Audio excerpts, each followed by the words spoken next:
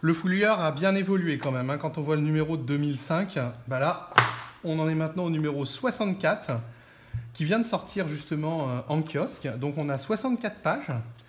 Et on aura encore pas mal de trucs sympas. Regardez, un rarissime Solidus d'Hélène, un trésor romain, les toutes dernières nouveautés. On parle aussi d'une étude des archéologues anglais qui prouve que maintenant, il vaut mieux sortir les trouvailles en champ plutôt que de les laisser.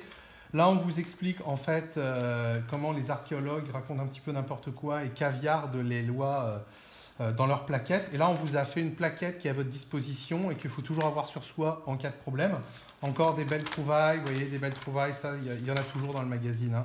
Il y a peu de pubs, vous avez vu, il n'y a que 2 pubs jusque-là. Il y a toujours de la belle découverte. On vous parle aussi des rampes calédonianes pour l'orpaillage. À savoir qu'on est le seul magazine en France qui parle d'orpaillage. On parle aussi de comment en fait, faire la différence entre l'or et la pyrite, qu'on trouve souvent. Donc là, il y a le catalogue. Il y a un test du dernier Patriote. Là, il y a notre pote Spartacus qu'on salue. Vous voyez, toujours là, le test comparatif avec les profondeurs, tous les réglages disponibles par appareil et les notes globales.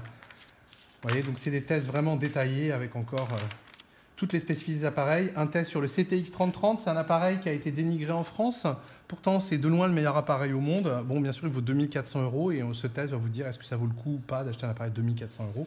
Mais en tout cas, c'est une magnifique machine qui va sous l'eau, qui est multifréquence, c'est super. Le Scuba Tector qu'on a fait avec Muddy Diver, ça c'est pour les fans de Militaria. Un article sur les Panama Papers assez sympa.